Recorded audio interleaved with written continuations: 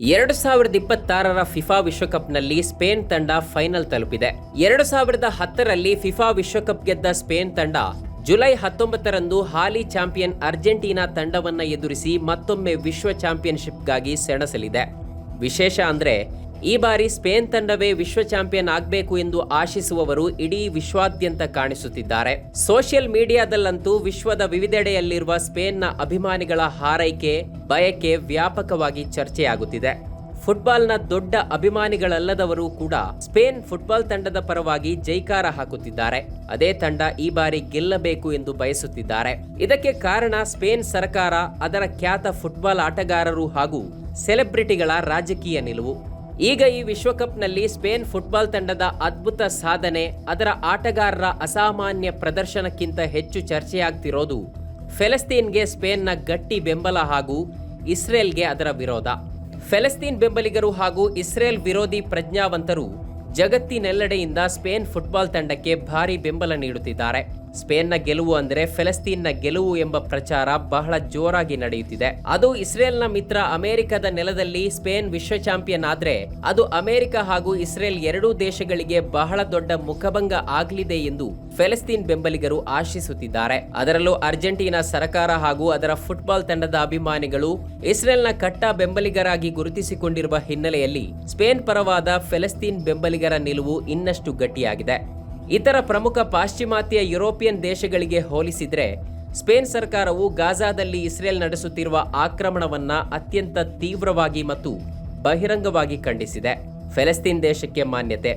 May 2024ರಲ್ಲಿ Spain ದೇಶವು Ireland ಮತ್ತು Norway ದೇಶಗಳ ಜೊತೆಗೂಡಿ ಫೆಲಸ್ತೀನ್ ದೇಶವನ್ನ ಅಧಿಕೃತವಾಗಿ ಅಂಗೀಕರಿಸಿತು. ಪೂರ್ವ ಜೆರುಸಲೇಮನ್ನ ಅದರ ರಾಜಧಾನಿ ಎಂದು ಗುರುತಿಸಿತು. ಕಠಿಣ ರಾಜಕೀಯ ನಿಲುವು.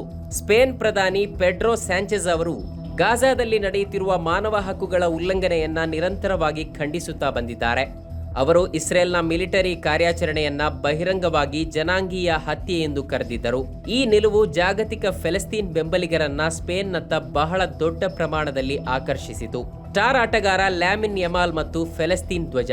ಸ್ಪೇನ್ ರಾಷ್ಟ್ರೀಯ ತಂಡ ಮತ್ತು ಫೆಲಸ್ತೀನ್ ಒಗ್ಗಟ್ಟಿನ ನಡುವಿನ ಸಂಬಂಧವು ಸ್ಪೇನ್ನ ಉದಯೋನ್ಮುಖ ತಾರೆ ಲ್ಯಾಮಿನ್ ಯಮಾಲ್ ಅವರ ಮೂಲಕ ಜಾಗತಿಕವಾಗಿ ಹೆಚ್ಚು ಚರ್ಚೆಗೆ ಬಂತು. ಕ್ಲಬ್ ಪರೇಡ್ ಘಟನೆ. ಮೇ 2026ರಲ್ಲಿ FC ಬಾರ್ಸಿಲೋನಾ ಕ್ಲಬ್ ಲಾಲಿಗಾ ಪ್ರಶಸ್ತಿ ಗೆದ್ದ ಸಂಭ್ರಮಾಚರಣೆಯ ಸಂದರ್ಭದಲ್ಲಿ ಯಮಾಲ್ ಫೆಲಸ್ತೀನ್ನ ಧ್ವಜವನ್ನ ಬೀಸುವ ಮೂಲಕ ಜಾಗತಿಕವಾಗಿ ಸುದ್ದಿಯಾದರು. ಈ ಚಿತ್ರ ಸಾಮಾಜಿಕ ಜಾಲತಾಣಗಳಲ್ಲಿ ವೈರಲ್ ಆಗಿ ಅವರನ್ನ ಫೆಲಸ್ತೀನ್ ಬೆಂಬಲಿಗರ ಐಕಾನ್ ಮಾಡಿತು. ಈ ಘಟನೆಯ ನಂತರ ಇಸ್ರೇಲ್ ಸರ್ಕಾರ ಯಮಾಲ್ ಅವರನ್ನ ತೀವ್ರವಾಗಿ ಟೀಕಿಸಿತು. ಆದರೆ ಸ್ಪೇನ್ ಪ್ರಧಾನಿ ಪೆಡ್ರೋ ಸ್ಯಾಂಚೆಜ್ ಅವರು ಯಮಾಲ್ ಪರವಾಗಿ ನಿಂತು ನಮ್ಮ ಸಂಪೂರ್ಣ ಬೆಂಬಲ ಯಮಾಲ್ ಮತ್ತು ಫೆಲಸ್ತೀನ್ ಜನರಿಗೆ ಇದೆ, ನಾವು ಮಾನವ ಹಕ್ಕುಗಳ ಉಲ್ಲಂಘನೆಯನ್ನ ತೀವ್ರವಾಗಿ ತಿರಸ್ಕರಿಸುತ್ತೇವೆ ಎಂದು ಬಹಿರಂಗವಾಗಿ ಹೇಳಿಕೆ ನೀಡಿದರು. ಇದು ಫೆಲಸ್ತೀನ್ಗೆ ಸ್ಪೇನ್ ಫುಟ್ಬಾಲ್ ತಂಡ ಮತ್ತು ಅಲ್ಲಿನ ರಾಜಕೀಯ ಬೆಂಬಲವನ್ನ ಒಂದಾಗಿಸಿತು. ಸ್ಪ್ಯಾನಿಷ್ ಫುಟ್ಬಾಲ್ ಇತಿಹಾಸ ಮತ್ತು ಫೆಲಸ್ತೀನ್ ಒಗ್ಗಟ್ಟು. ಸ್ಪೇನ್ನ ಸ್ವಾಯತ್ತ ಪ್ರದೇಶಗಳಾದ ಬಾಸ್ಕ್ ಮತ್ತು ಕ್ಯಾಟಲೋನಿಯಾ ಫುಟ್ಬಾಲ್ ಸಂಸ್ಕೃತಿಯಲ್ಲಿ ಫೆಲಸ್ತೀನ್ ಪರವಾದ ಒಲವು ಐತಿಹಾಸಿಕವಾಗಿ ನಡೆದು ಬಂದಿದೆ. ತಮ್ಮದೇ ಆದ ಪ್ರಾದೇಶಿಕ ಸ್ವಾತಂತ್ರ್ಯದ ಹೋರಾಟದ ಹಿನ್ನೆಲೆಯನ್ನ ಅವರು ಫೆಲಸ್ತೀನ್ ಹೋರಾಟಕ್ಕೆ ಹೋಲಿಸಿ ನೋಡುತ್ತಾರೆ.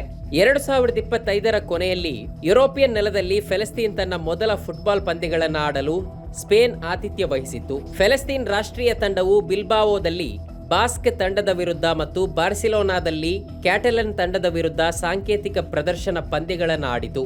ಬಿಲ್ಬಾವೋದಲ್ಲಿ ನಡೆದ ಪಂದ್ಯಕ್ಕೆ 50,000ಕ್ಕೂ ಹೆಚ್ಚು ಅಭಿಮಾನಿಗಳು ಫೆಲಸ್ತೀನ್ ಪರ ಘೋಷಣೆಗಳನ್ನು ಕೂಗುತ್ತಾ ಮೆರವಣಿಗೆ ನಡೆಸಿದ್ರು. ಆಟಗಾರರು ಜನಾಂಗೀಯ ಹತ್ಯೆಯನ್ನ ನಿಲ್ಲಿಸಿ ಎಂಬ ಬ್ಯಾನರ್ಗಳನ್ನು ಹಿಡಿದು ಸಂಘರ್ಷದಲ್ಲಿ ಪ್ರಾಣ ಕಳೆದುಕೊಂಡ ಫೆಲಸ್ತೀನ್ ಕ್ರೀಡಾಪಟುಗಳಿಗೆ ಗೌರವ ಸಲ್ಲಿಸಿದರು. ಈ ಘಟನೆಗಳು ಸ್ಪೇನ್ನ ಫುಟ್ಬಾಲ್ ಅಭಿಮಾನಿಗಳನ್ನ ಫೆಲಸ್ತೀನ್ ಜೊತೆ ಭಾವನಾತ್ಮಕವಾಗಿ ಬೆಸೆದವು. ಬುದ್ಧಿಜೀವಿಗಳು ಮತ್ತು ಸೆಲೆಬ್ರಿಟಿಗಳ ಬಹಿರಂಗ ಬೆಂಬಲ. 2026ರ ವಿಶ್ವಕಪ್ನಲ್ಲಿ ಸ್ಪೇನ್ ತಂಡವು ಒಂದೊಂದೇ ಹಂತವನ್ನ ದಾಟಿ ಮುನ್ನಡೆಯುತ್ತಿದ್ದಂತೆ ಸ್ಪೇನ್ನ ಹಲವು ಪ್ರಸಿದ್ಧ ಸಾಂಸ್ಕೃತಿಕ ವ್ಯಕ್ತಿಗಳು ಈ ಬೆಂಬಲವನ್ನ ಮತ್ತಷ್ಟು ಹೆಚ್ಚಿಸಿದರು. ಉದಾಹರಣೆಗೆ ಆಸ್ಕರ್ ಪ್ರಶಸ್ತಿ ವಿಜೇತ ಸ್ಪ್ಯಾನಿಷ್ ನಟ ಹ್ಯಾವಿಯರ್ ಬಾರ್ಡೆಮ್ ಫ್ರಾನ್ಸ್ ವಿರುದ್ಧದ ಸೆಮಿಫೈನಲ್ ಪಂದ್ಯದ ವೇಳೆ ಫೆಲಸ್ತೀನ್ ಧ್ವಜದೊಂದಿಗೆ ಕಾಣಿಸಿಕೊಂಡು ಸಾಮಾಜಿಕ ಜಾಲತಾಣಗಳಲ್ಲಿ ಸ್ಪೇನ್ ದೇಶವು ಫೆಲಸ್ತೀನ್ ಪರವಾಗಿ ನಿಲ್ಲುತ್ತದೆ ಎಂದು ಘೋಷಿಸಿದರು. ಬಾರ್ಡೆಮ್ ಈ ಹಿಂದಿನಿಂದಲೇ ಫೆಲಸ್ತೀನ್ನ ಬೆಂಬಲಿಗನಾಗಿ ಗುರುತಿಸಿಕೊಂಡವರು. ಫೆಲಸ್ತೀನ್ ಬೆಂಬಲಿಗರಿಗೆ ಸ್ಪೇನ್ ಫುಟ್ಬಾಲ್ ತಂಡವು ಕೇವಲ ಒಂದು ಕ್ರೀಡಾ ತಂಡವಾಗಿ ಉಳಿದಿಲ್ಲ, ಬದಲಿಗೆ ಇಸ್ರೇಲ್ನ ಮನುಷ್ಯ ವಿರೋಧಿ ನೀತಿಗಳನ್ನು ಬಹಿರಂಗವಾಗಿ ವಿರೋಧಿಸಿದ ಮತ್ತು ಗಾಜಾದ ಜನರ ಪರವಾಗಿ ಧ್ವನಿ ಎತ್ತಿದ ದೇಶದ ಪ್ರತೀಕವಾಗಿದೆ.